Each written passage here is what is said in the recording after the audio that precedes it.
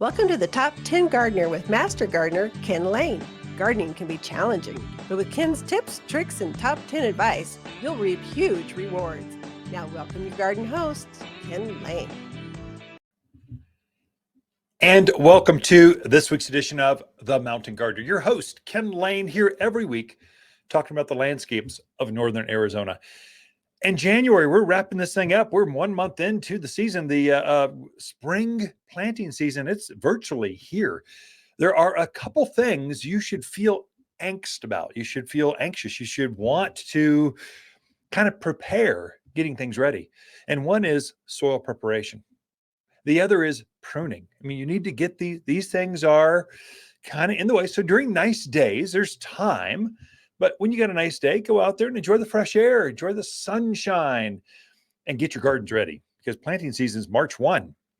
You start with potatoes and garlics and onions. Some of you at the lower elevations, you're at the end of February.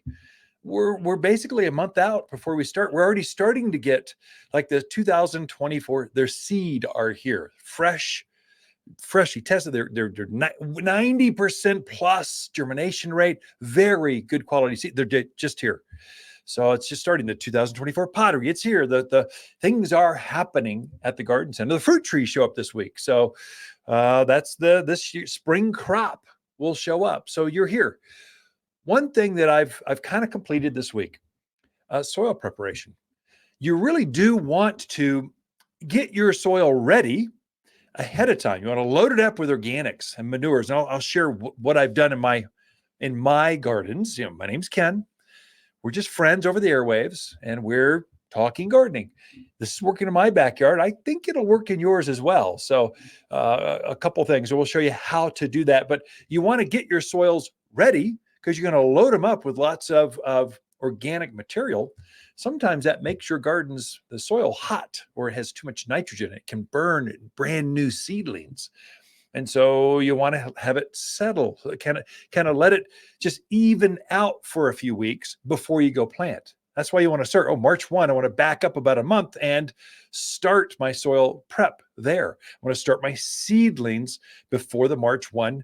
So if you're going to plant broccoli, cauliflower, spinach, lettuce, all those early spring vegetables, you want to start those several weeks before you're putting them out in the garden. I know the frost dates. Yeah, but Ken, all my neighbors say don't plant before Mother's Day. Well, those aren't gardeners. Those are yardners, what I call them. They're backyard folks that are out there only when the weather is perfect. They're not trying to get more beauty for an extra 6 months out of the year with early spring plantings. They aren't trying to increase their harvest because they're doing early spring and summer and a fall planting. That's gardeners take care of all of the seasons. Yardiners, I know it's a play on words. I know I just made that up, just came to mind and just kind of threw it out there, but they're not real gardeners. Those folks only plant summer. They're just tomato gardeners. That's Mother's Day. We start planting the summer things, but between March and then, that's 2 months ahead. We're planting all the early spring. The first crop of pansies just showed up. And so they are starting to kind of be here. Hold on just a second. I've got this. What is going on with my cancel? Remember, folks, if you're on the airwaves, you should turn your phone off. Oh my gosh. I apologize for those watching this via video on YouTube or Apple or Spotify. Sorry about that. So off. There we go. I thought I'd done that, but my watch went off. Anymore, we're like cyborgs. We've got multiple devices plugged into us. We've got earbuds, phones, and watches all connected, telling us you've got a phone call and it's spam. You want to answer it? No.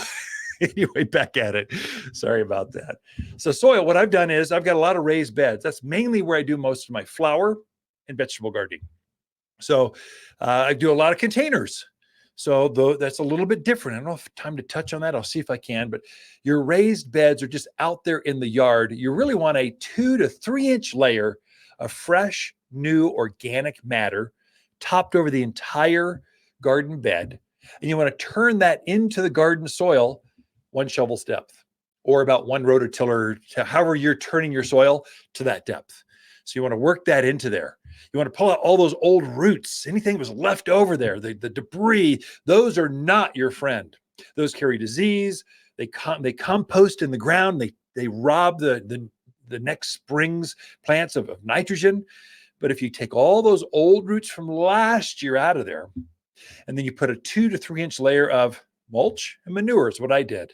I like manure. This is the time when you add manures to your yard, but manure is hot. It's very high in nitrogen, which makes your seedlings grow like crazy, like wildflower. I mean, like wildflowers, like wildfire, woof, takes off. And so you want to add a 2 to 3 inch layer. And I just take it back. Here's what I do. Whatever open bag is at the garden center, I just take some of those because I've already paid for them and they're mine. I just kind of, instead of putting a piece of tape on them and try to sell them to you, I just take them home and I use them. So, and it's about a 50-50 blend, manure and composted mulch. So the mulch we have, we composted for over a year, screened down to 1/4 inch minus. It's very fine. It looks like rich. It almost looks like a large coffee ground. It's like that. The manure we have is composted an extra 6 months just so we can deodorize it. I find it offensive to sell customer gardeners stinky, gross things I put in the back of your Lexus. It's just rude. I'm not going to do that. So we take the extra time to deodorize it. So it's not, in fact, you can't even tell it's manure. It looks like compost, but it's richer. And so you want to do a 50-50 blend over that raised bed, over that garden plot, and then turn that into 1 shovel step. Now, there's a couple things I add to that. I'm a kind of a lazy gardener. I want to add as much as I can. And if I'm going to take a shovel and turn things down, I'm going to power up the rototiller. I want to till it all at once. I don't want to do it 2 or 3 times, just once and done. I'm out. So I put that layer of organic matter, mulch and manure. I'll add my fertilizer for spring. So I make a fruit and vegetable food. It's an organic food, but I like that one, either for flowers or vegetables, either one.